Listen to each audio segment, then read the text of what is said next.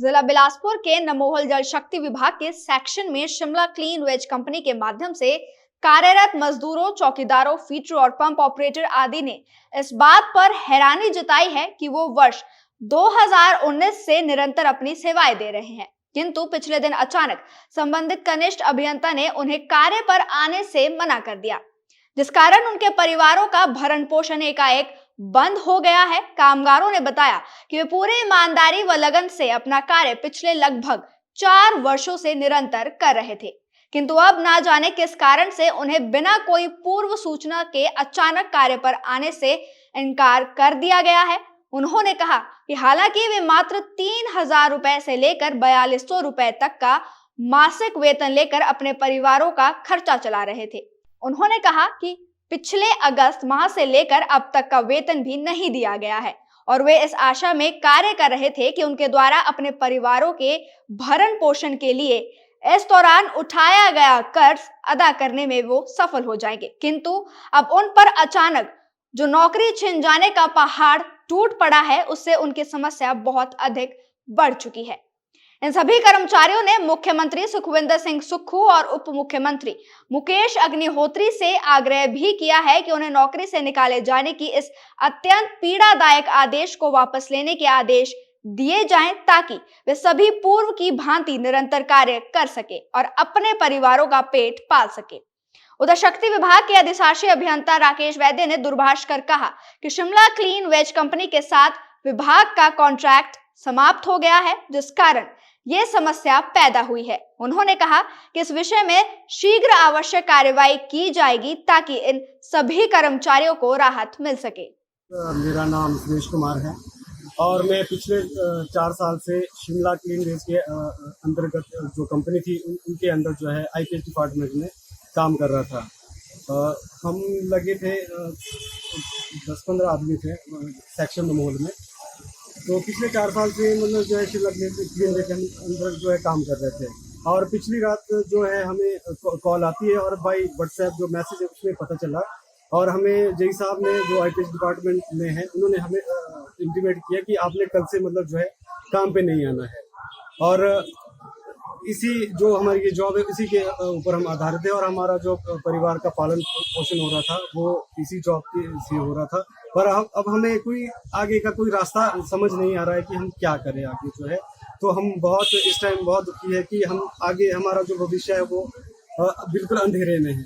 जैसे कि साथ ही हमारे पास बीच में जैसे कोई पंप ऑपरेटर है, कोई फिटर है, कोई बेलदार है, कोई चौकीदार है, तो उनका जो मतलब सारा परिवार का जो भरण पोषण था वो इस जॉब से ही चलता था और इसके साथ साथ हम कोई भी काम नहीं कर पाते थे क्योंकि हम वहाँ पर बाउंड होते थे उस काम में जो। तो हमें बहुत मुश्किल हो रही है इस वजह से कि हमें एकदम से मतलब जो नौकरी से निकाल दिया गया है। कंपनी कहती कि हमारा जो है टेंडर 31 दिसंबर तक का था, बट हमें पिछली रात ही हमें पता चला है 8 तारीख को कि ये जो है आपको निकाल दिया गया है जॉब से। हमें जो है जेई साहब ने इंटीमेट करा था कि हमें जो है पिछले 4-5 महीने से सैलरी भी नहीं मिली हुई है।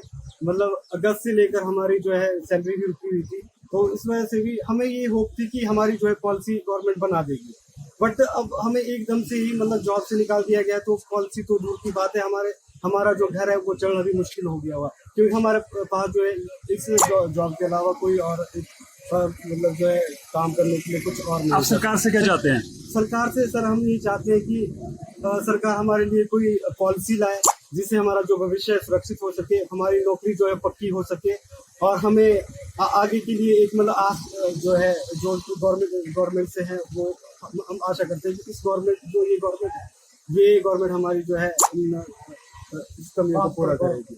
ठेकेदारों के पास किया मैंने 8 साल काम, यानी कि मेरे जॉब आईपीएच में 12 साल हो गए मेरे को इसमें, और इसी से मेरे सारे परिवार का पालन पोषण होता था। पहले ठेकेदार हमारे को सैलरी 5-6 हज़ार 7 हज़ार देता था और जब से क्लीन वे आई है तो ये हमारे को 4200 रुपये देते हैं सर। और अब हम क्या करें, अब हमारे को शाम को अचानक ही जेई साहब ने फोन कर दिया या मैसेज भेज दिया और हमारे को बोल दिया कि आप ड्यूटी के ऊपर नहीं जाएंगे। तो देखो जो बंदा 8 साल से काम कर रहा है आईपीएच विभाग में और आज वो बंदा कहाँ जाएगा। हम अपने बच्चों का पालन पोषण इसी से कर रहे थे।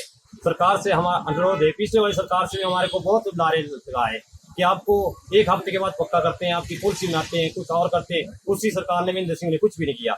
यानी कि हमारे को एक वर्ष उसने बोला 6 तारीख को आपका काम करेंगे, और महेंद्र सिंह ने हमारे 6 तारीख को क्या, महेंद्र सिंह ने हमारे को कुछ भी नहीं किया, ना जयराम सरकार ने किया।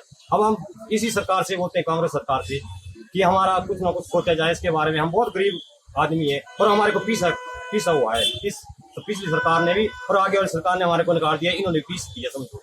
अब हम सरकार से यही अनुरोध करते हैं कि हम बहुत गरीब आदमी है, हमारे को मत पीसो, ताकि हम अपनी आत्मदाह करने के लिए तैयार है। क्योंकि हमारा पालन पोषण इसी से होता था। क्योंकि 8-10 सालों से जो बंदा एक ही डिपार्टमेंट में काम करता था, अब वो कहाँ जाएगा।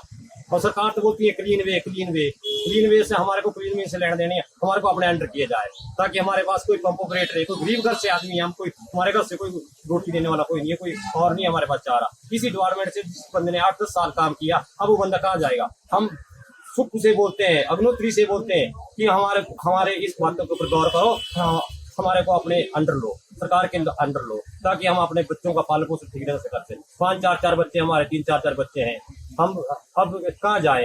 एकदम हमारे को मैसेज आएगा कि आप बाहर चले जाओ। बिलासपुर से मुकेश गौतम की रिपोर्ट।